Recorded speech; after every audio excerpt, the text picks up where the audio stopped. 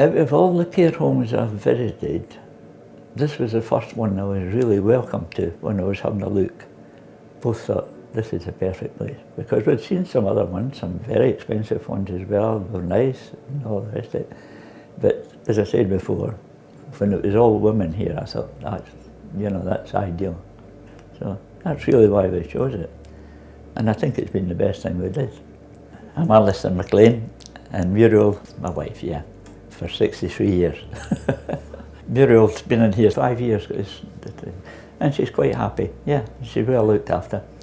I was friendly with her brother, and we were going to a dance in the Borders, a driving dance in the Borders, and I asked Muriel to go with us, and Martin had taken another girl, and that's how we met.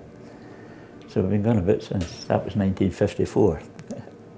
I was a coach builder, and then I've done a couple of years in the Air Force before we got engaged, and then we got married later on. Yeah, and Muriel was a good cook, so she taught me to cook, so that was one thing, yeah. Taught me to bake. I made homemade bread, buns, cakes. I made the Christmas cakes as well. She got to the stage where she got older, it was too much for her to do it for Christmas, so yeah. She had a minor stroke in July 2016, and she had a massive one a couple of weeks later. And it left her with dysphagia, so she can't speak properly. So it got too much for me to handle when she was at home. She was at home for 4 months, and then she took pneumonia. So she was in hospital for nearly 3 months. And then got home again, and then they sent her for respite care to another care home.